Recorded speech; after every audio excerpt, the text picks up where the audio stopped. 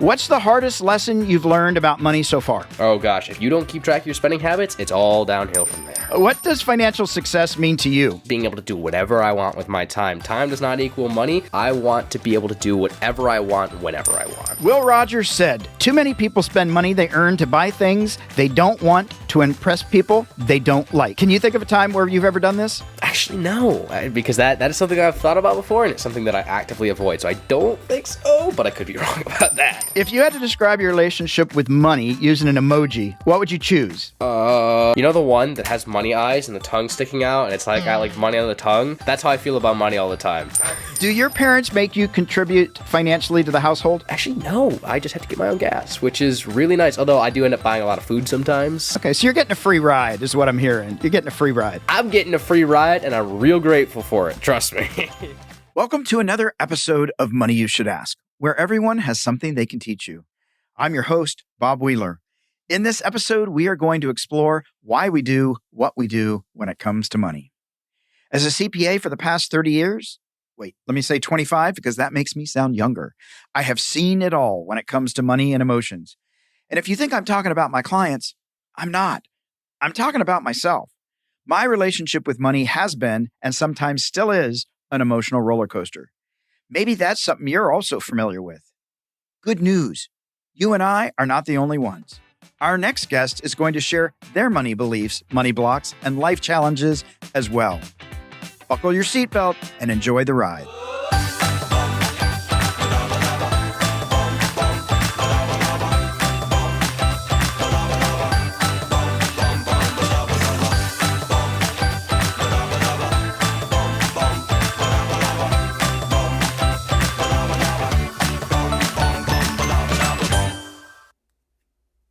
Our next guest is Chase Guelette, a 17-year-old podcaster and entrepreneur.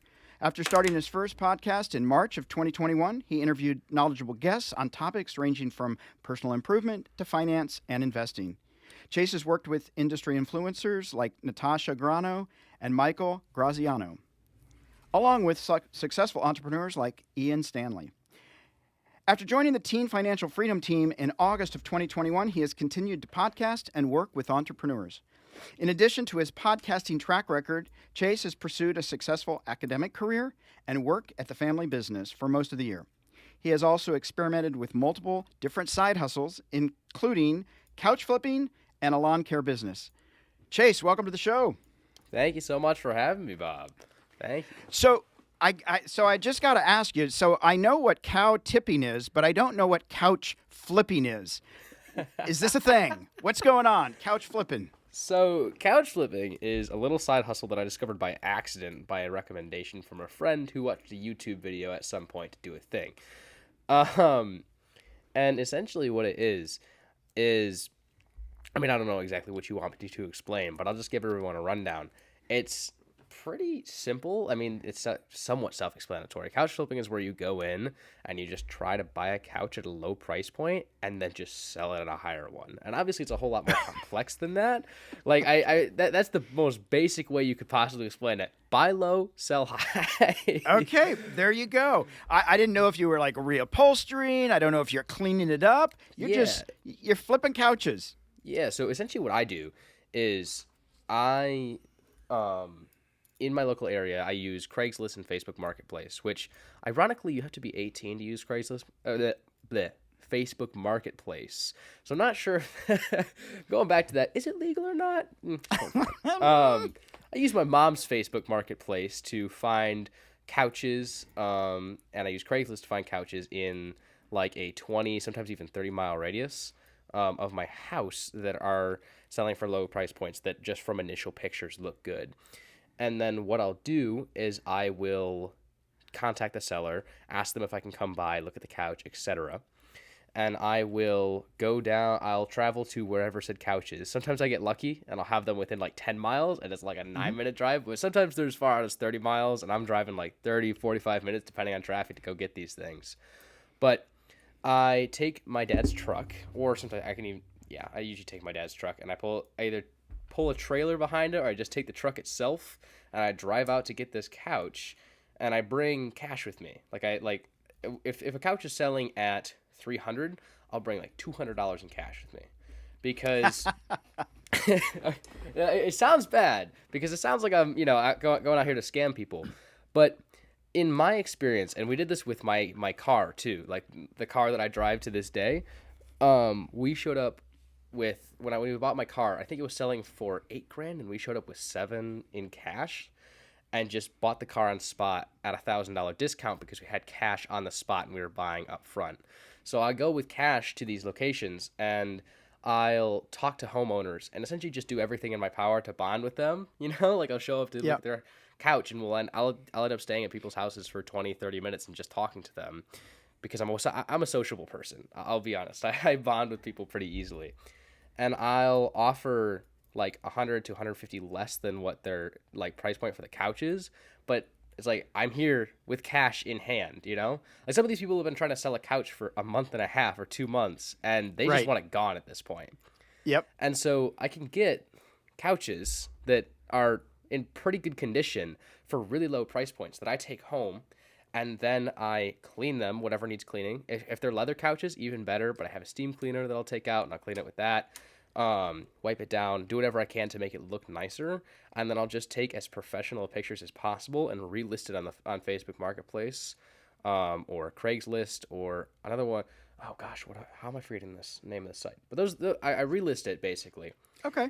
At a $150, $200 higher than the price point I initially bought it at, and then we run with it from there because I can usually resell couches for $150 to $200 higher than I initially bought them for. I even sold one $400 higher once. So it's a pretty time efficient and profitable side hustle that I just kind of enjoy doing. That's pretty cool. Make sure you have a truck. I think that's important. Honestly, yeah. If you have a tiny little car like the car I normally drive, you are not going to be able to flip couches very well. That's right. Maybe folding chairs. Exactly. All right. Well, Chase, thank you for telling me that. Let me ask you this. Is college on the table, and does that include student loan debt? College is definitely on the table. I think college, quite frankly, should be on the table for everyone, even if it's simply a fallback plan, because 99.8% of people, by the time they're 18, are not in the personal position or the financial position to not go to college, right? This is something I've actually thought about a lot because I know this guy, he's 19, he's absolutely crushing it, didn't go to college, and he's making multiple thousands of dollars per month and just blowing everything out of the water. I know a guy, I talk to him frequently, and so this question is one that I've personally thought about a lot because it's a real question for me, and I mean, it could change in the next year, but college now is definitely on the table because, as I said, 99.8% of people, they don't have the skills, they don't have the personal drive or the self-development or the financial situation to be able to not go to college. If you're capable of going to college, you should be because that is like it's like the standard, Like if you go to college, you're pretty much going to, as long as you play your cards right and go into a major that is, what's the word I'm looking for? Applicable to an actual field. Like if you're getting a major in, I don't know, the history of Rome, you're probably not going to get a job. You're going to struggle to get well employed. But I currently plan to go to college with a major in computer science and a minor in business science. So between those two majors, I'm going to have a very applicable skill set that allows me to get a job in pretty much any industry. Or if I want, just go off and start my own business in a programming field, because tech is what excites me. I love tech and I love programming. So I'm going and trying to get skills that can easily be applied to any profession, anywhere. And like I could get employed as a computer technician pretty much anywhere if I come out of college with a coding degree. Yeah. So for me, college is on the table. It's always going to be on the table because I have that fallback skill. It's always going to be there as that I never intend to work a job. I want to own my own business, and I'm taking steps towards that now as a young person. But it's always there as a fallback, and I'll always have those skills if I need them. And do your parents pressure you to go to college? Do your parents talk to you about money? A lot of young people aren't that interested in talking about investing or entrepreneurship and all that stuff. What's it like at home in terms of that environment? So college, my parents have pretty much told me, you're going. And I think that's the situation for a lot of kids. Like, I almost think it's in the modern day, it's not so much, Mom, I want to go to college. Like, that's not this conversation that most people are having. Like, if you're having a conversation like that, you're probably going to be like my other friend, my 19-year-old friend guy, who's like, Mom, I don't want to go to college. And that's the difficult conversation you're having if you're a young, successful entrepreneur. So my parents have pretty much said, you're going. And since I don't at this time have any objections to that, I've not exactly fought them on it. But in terms of financial talk in my own home, it's somewhat ironic to me because I find that I actually have more interest in most financial markets than my parents do. Now, don't get me wrong. My parents are completely financially capable. They know what they're doing. They are fantastic with budgeting. They've done an amazing job of building their assets over time. And they even recently bought a, what's the word I'm looking for? Airbnb rental house that we stay in part of the year. Like, you know, it's a vacation house for us, and it's an Airbnb rental the rest of the time. So don't get me wrong. They are financially savvy. They know what they're doing. And definitely some of my financial ability, my mindset of being frugal, of always budgeting, comes from them. But in terms of actual interest in financial markets, I'd say that interest more comes internally because my parents aren't super active in investing. They kind of, you know, they have a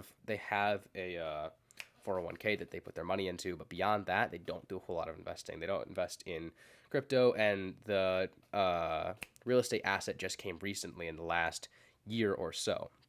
So that interest has been mostly internally motivated, and my interest in real estate, crypto, stocks, etc., whatever asset class you want to talk about, has mostly come from me, and that conversation isn't really one that's happening in the house. Like, my brother and sister don't talk about those things at all. It's not a huge interest for them. It's mainly me going out and doing my own research. Cool.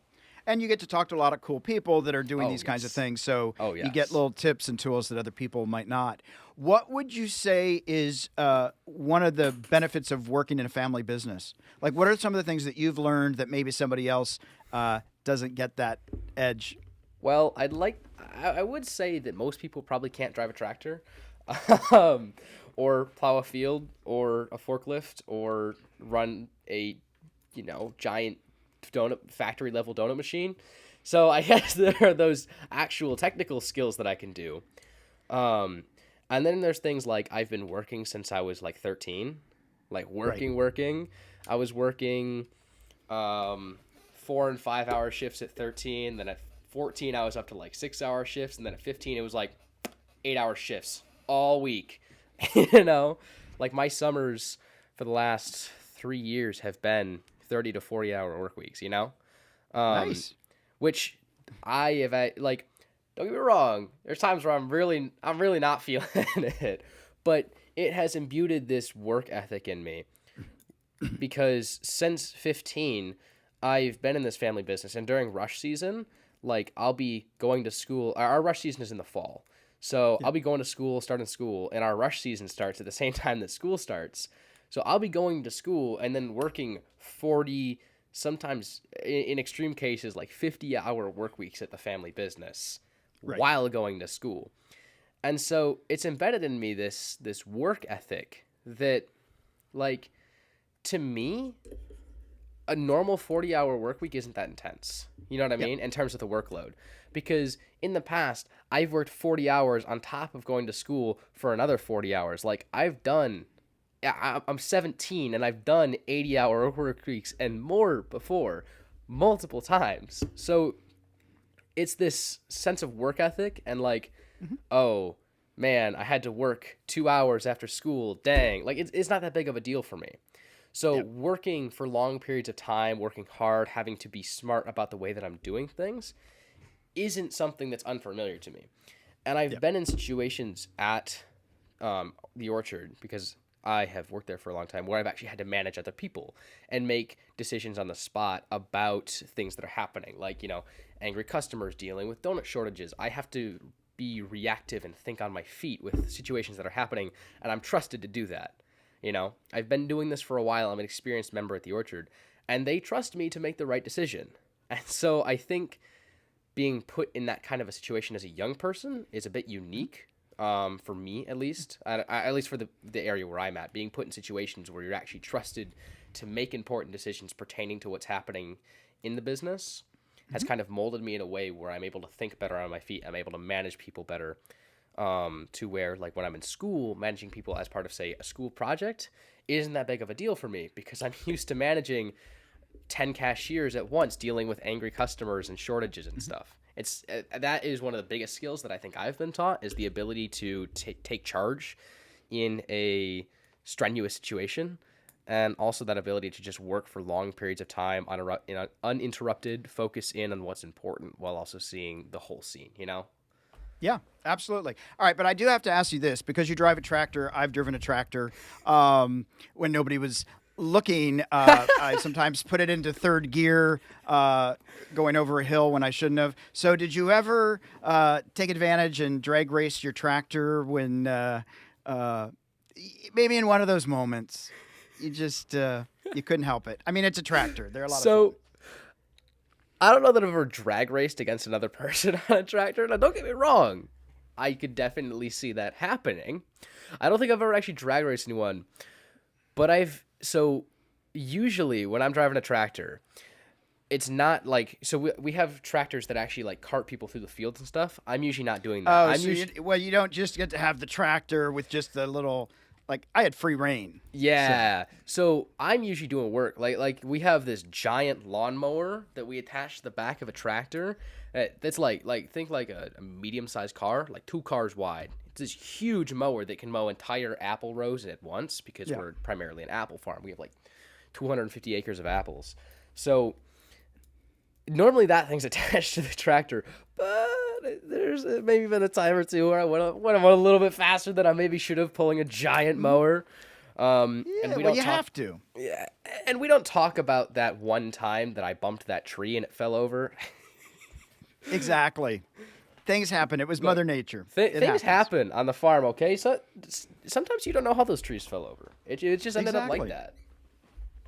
It happens. I worked on a farm and I loved it, but I did do a few things when nobody was looking. So it's an experience. It's an experience that I think not a lot of people get.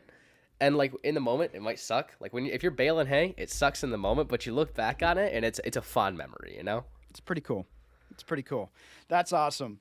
Well, all right. So we're going to jump into assumptions about Gen Zers. Sure. I did a little bit of research on Gen Zers because obviously I'm not a Gen Zer.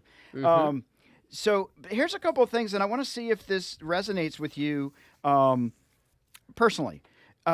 So according to online sources that can't be named because I don't remember, banking habits, this generation has seen struggle of millennials and has adopted a more fiscally conservative approach. They want to avoid debt and appreciate accounts or services that aid in that endeavor. Debit cards top their priority list, followed by mobile banking. Does any of that resonate for you? For me personally, I know that I am very conservative with money. Like I have a budget tracking sheet. I try, like, because I've seen my own spending habits get out of control, and I went, you know, and so I have a budget that I personally adhere to. I know that most of the friends that I have are very financially conservative. Like, they don't spend a whole lot of money. Obviously, this varies person to person. There are always going to be people who are not financially responsible at all and blow through money and have no money to spend.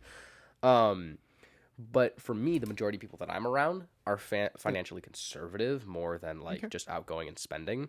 They spend a lot of their time accumulating money to the best of their ability and not a lot of time spending it. And it's usually on like more essential purchases like car repairs or stuff like that people in my generation are going to be spending money on. So it definitely resonates with me, the idea of trying to be more conservative with your money, and mobile banking, like you said, being able to always access your funds and having a debit card. Yeah. No, that resonates with me. Well, now this one definitely sounds like you. They have a strong appetite for financial education and are open to savings accounts at a younger age than prior generations. So do you focus on saving at all? So I definitely focus on saving. Obviously, my income fluctuates throughout the year because I, first off, work for myself a lot of the time. and my work for the money that I make working for myself has increased over time, and then obviously working at the family farm, it's a seasonal business. But I do have saving goals every month, depending on what I can guess my income is going to be. I usually have a pretty good idea, but I have saving goals every month for how much money I want to save, and I also have investing goals. I have goals for how much money that I want to put into various asset classes. Because when I think about saving, I'm usually saving up to invest for things. So Okay. a big goal of mine is being able. I want to buy a real estate investment, like a house. Of course, it's a house. It's real estate, but I want to be able to purchase Well, a it real could be a estate. duplex. It could be a farm. But I Yeah, get you. you get the idea. Um, when I graduate high school, because I want to go when I go to college, I want to actually purchase a house near the college so that I don't have to have tons of expenses blown on staying in a student dorm or even paying for rent. I want to be the guy who like has four of his buddies hang with him, and then they pay And they rent pay and the rent. they pay the rent and I have, I get the house. Yeah. But that's like a big goal of mine. And so when I think of saving money, like all of my liquid cash, I more think of that as that's going to be my down payment for this, my down payment, my costs for repairs, etc. for this house in the future. All this other stuff I have, where I'm dollar cost averaging into the stock market and cryptocurrencies. Like that's, to me, that's investing now, whereas my savings are more saving for an investment in the future. So I definitely have a focus on saving because I have an idea of what those savings are going to go to. Okay. Awesome. Well, just a quick aside because you mentioned cryptocurrency. Besides Bitcoin, do you have a favorite crypto that you think is like the new runner up? Uh, I personally am a Ethereum maxi. So the second largest crypto by market cap is called Ethereum, and it's really interesting because looking at the market, you have Bitcoin, and that's the one that everyone knows about, and then there's Ethereum, which is half as valuable, which means it's still worth like several $100 billion. And I am personally very bullish on Ethereum because it is almost the polar opposite of Bitcoin. Bitcoin has this network built around it where the entirety of the network is built to support the currency. So you have Bitcoin and everything that's built around it is meant to support the value of that currency. And that's all it really has is it's just Bitcoin. There's no actual utility to it. It's just Bitcoin is there to be Bitcoin. It's called digital gold because it's like that. Gold has no real utility besides being gold. Whereas Ethereum, it's more the token that you're investing in. The currency itself is built to support a wider network where you have actual applications that are being built that use Ethereum. Ethereum is able to exchange for lots of other cryptocurrencies. There's utility behind the currency. I don't want to go too deep into it because it would take hours, but there's utility behind the currency. Yeah. And the currency is built to support the network instead of the network being built to support the currency. And so it's almost a complete flip of what you see in Bitcoin, and that's why I'm so bullish on it. That's awesome. And I would say to people listening out there, you have to do a little bit of research. Yes. Don't just go buy Yes, Bitcoin you because your do. friend said, my grandmother got rich off of Bitcoin. You got to actually understand what you're talking about and these different platforms. And there's mining and there's all kinds of different things that go on with the crypto. So I have done hours and hours and hours of research on the crypto industry. A lot of times I'll hear people put Bitcoin and crypto as the same thing, and they Right. could not be more wrong. So definitely, Yeah. if you're interested in crypto, go do some own research. Look up some videos on YouTube. They do a fantastic job explaining. And there's lots of currencies out there. Oh, yeah. All right. So here's another assumption about the Gen Z folks. Gen Z likes the idea of working for themselves, but are risk averse, practical, and pragmatic. Their entrepreneurialism is actually more of a survival mechanism than an idealistic reach for status or riches. Would you say that's true for you? I would Or do you say want the status so. and riches? So, okay, obviously status and riches are always part of the equation. Like, Sure, why not, right? I wrote something a while back that basically started with, I want to be rich. Who doesn't want to be rich? It'd be cool to own a yacht. Come on, man. But the idea that it's a survival technique is like, that hits home. Because I think one of the biggest things that I've seen is how fragile job markets are and how easily people can be fired or be unemployed. Like even me with friends who aren't entrepreneurial, they always talk about how their main goal is building out skill sets so that they're easily employable. So that if they do get Yeah. fired, they can always go and work for themselves if they need to. They can flip cars if they really need to. They can go hired at another company. And I feel the same way. That's why remember I said right at the beginning, like for college, it's a fallback for me. It's building out skills that allow me to be employable if need be. And I want to be an entrepreneur because it gives me freedom, and it means that I don't have to rely on other people for that money. I don't have to always be worried about getting fired. So the idea that Gen Z, like, it's a survival technique, I feel like is really accurate, because for years now, the world has been shifting more and more towards like fragile job economies where people, they stay at jobs for shorter and shorter periods of time. And there's always more competitors that can pay you more, that can do whatever. And markets are able to collapse. I mean, we even saw a mini collapse for people, I'm sure people have noticed, but across like the last month and a half, the Fed has done huge drawbacks. Like they stopped the money printer, and it caused a lot of financial markets to just bottom. Which, when you see something like that happen, it reminds you, like, dang, when there's money flowing, it's good, but when money stops flowing, it can be dangerous. And so, that idea that it's like a survival technique, I definitely feel that. They can turn the tap off at any time. Yes, they can. So let me ask you this. This is one other assumption. I want to see if this feels true for you.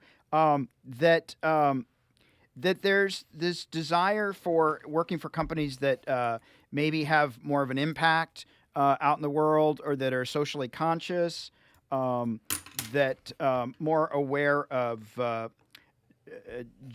can't even find it here, but more about like gender and equality, all those kinds of things are more in the conversation than maybe in older generations, where people were just like, I'm just trying to get ahead and I don't care if I beat somebody else. But that there's more self-awareness and an attempt to be socially just and things like that. Does that play a role for you?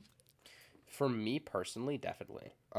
Because the way I see it, and I've used this analogy with my friends a lot, is that my generation in particular, we've been born into this world where social media and always being present in the world and always having the world being present in your life has just been a constant.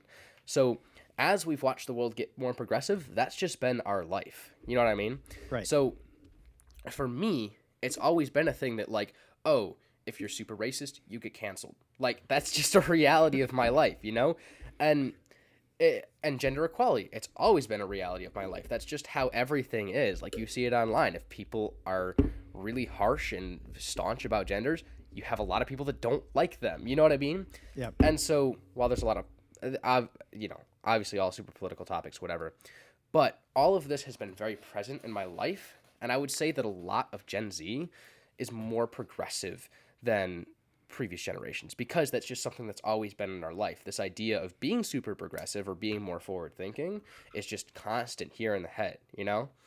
And so as the country as a whole, or the world as a well, maybe more the country as a whole, becomes a bit more progressive, our generation is just there, and we're just at the forefront of that because it's always been a part of our life. So when that comes back to working, when I think about it, I'm like, would I want to work for a company that's more racist or something like that? Like, even just thinking about it, I'm like, ooh, I don't know about that one, you know? Like, yeah, it's definitely true that we want to work for more socially conscious companies, because I think a lot of people in my generation want to see a more equal future, at least in terms of what everyone is capable of.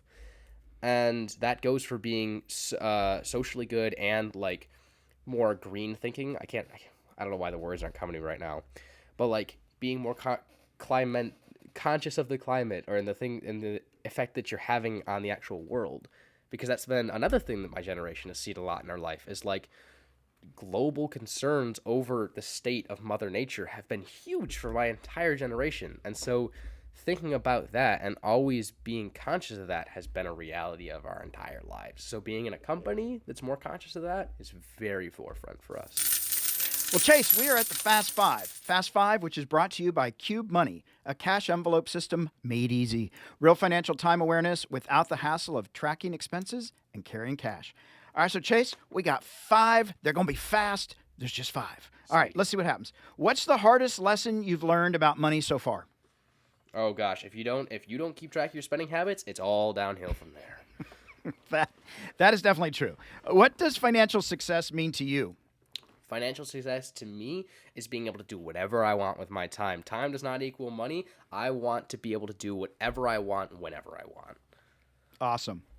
Will Rogers said, too many people spend money they earn to buy things they don't want to impress people they don't like. Can you think of a time where you've ever done this?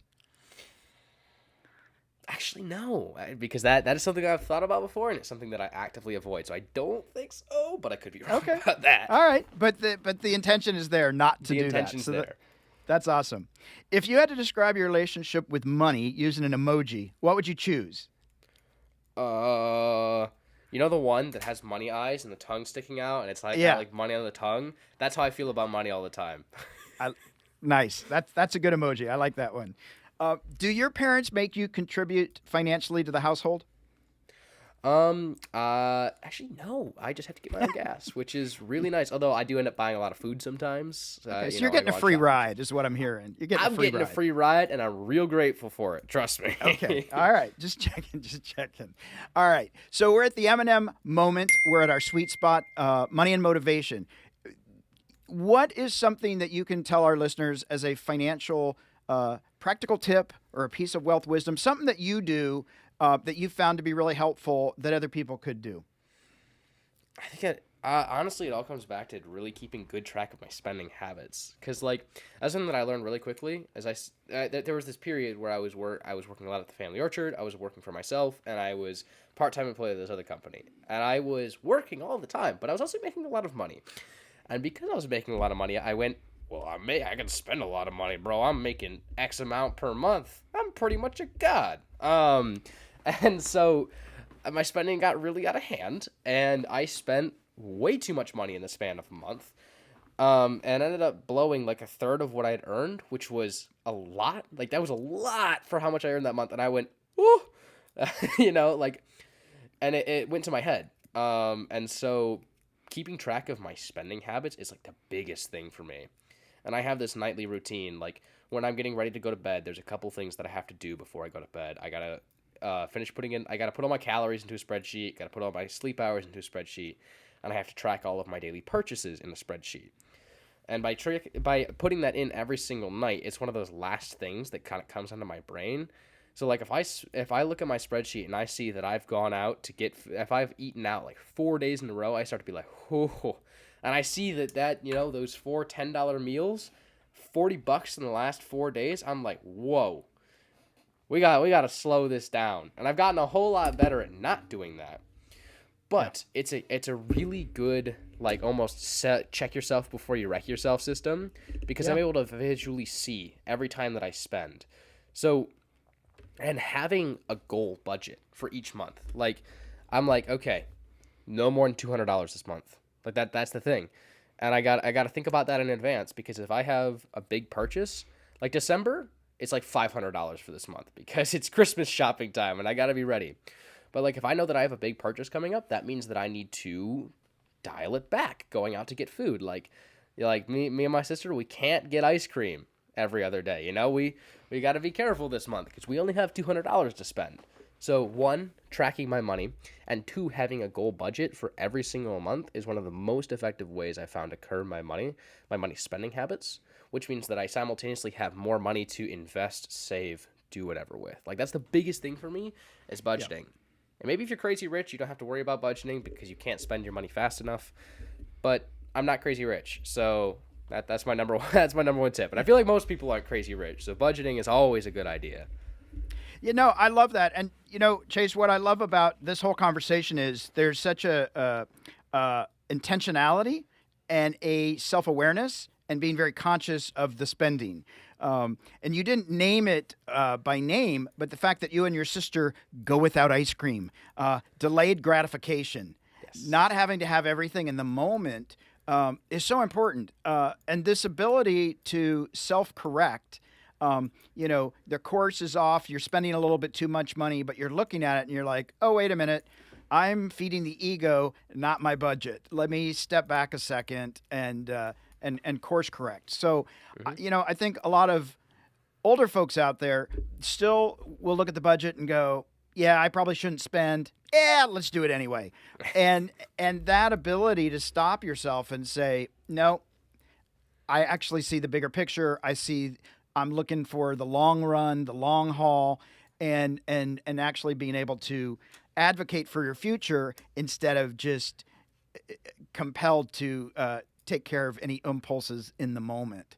Right. So, and I love that. And you're willing to get out there and get educated. You're reading about cryptocurrency. You're looking at the different things and actually educating yourself versus, oh, I'm just going to, let's throw some money at it and I hope something sticks, even though I have no idea what I'm doing. So I think that's really great. I appreciate your fresh approaches, and I am a frugal person myself, so I appreciate that there's all these things in place that you're actually intentionally doing, like every night looking at the budget, looking at recording your calories, all of that stuff. It's so important if we want to have the life we say we want to have. And Right. it sounds like you're on track for that. Even going to college, even if you're not sure you want to do it, but Precisely. we're going to do it anyway, make mom and dad happy. Where can people find you online and social media? And where can they hear about the Teen Financial what is it? Teen Financial Freedom. It's the Which is great. It's the group I work with. They're awesome. So I actually host the Teen Financial Freedom podcast. I'm a co-host with a good buddy of mine named Terry. So if you can find us over at the Teen Financial Freedom podcast on Spotify, Apple, wherever you get your podcasts, you can find us there. Tons of great content going out there. Everything ranging from self-improvement to finance to investing, etc. It's a lot of me and Terry and our guests who are sometimes kids and sometimes like adults, like we have Bob here. Obviously, but I think Bob has been. I think you've been on the Teen Financial Freedom podcast. I have been before. on. He I has. have been on. So we have a great mix of me and Terry documenting our journeys, talking about the struggles that we face, to professionals like Bob talking about their journeys and giving us, professional insight, to just kids coming on and asking us questions. We did a Dave Ramsey style financial fix for a guy once. He had sold a car that he'd been working on. It made $15,000 and didn't know what to do with it. So we came in and we helped him with his budget. We helped him invest his money, and we did it all live on the podcast. And that was a really, really cool episode. So we have a wide range of stuff that we talk about on the podcast. You can find me at Chase Guelette on Twitter and Instagram. So I'm not super active on Instagram, more active on Twitter because I spend a lot of time on there just looking. It's a lot of where I get it's where I go for crypto stuff, just seeing what's happening in the market, because for some reason Twitter is where all the crypto people go. So just getting a general feel for what's happening on Twitter. So you can find me there. Let's see. Those are the main places that you can get in contact with me. If you go to the Teen Financial Freedom website, which is just teenfinancialfreedom.com, you'd probably be able to contact me through the form there. Just ask for me if you want to talk. Yeah, those are the big places that you can find me, and anyone is able, if you want to, DM me on Twitter, Instagram, reach out through Teen Financial Freedom. I'm always happy to talk. That's awesome. And I highly recommend people that are listening that say, well, I've got kids, but I don't like talking about money. Send your kids to the website. There's a lot of great blogs. There's just a lot of great conversation. And for me personally, because I'm a money nerd, seeing all these young folks actually getting excited and involved, I did not grow up with these kinds of tools or that environment. And so it's a great resource. So I really hope people check out teenfinancialfreedom.com because there's a lot of great stuff there. Chase, hey, thanks for joining us today. It's been a lot of fun. It's been enlightening. And good luck with finishing out school. Don't work too many 80-hour weeks while you're wrapping up. Don't worry. At most, 2 or 3 more. All right.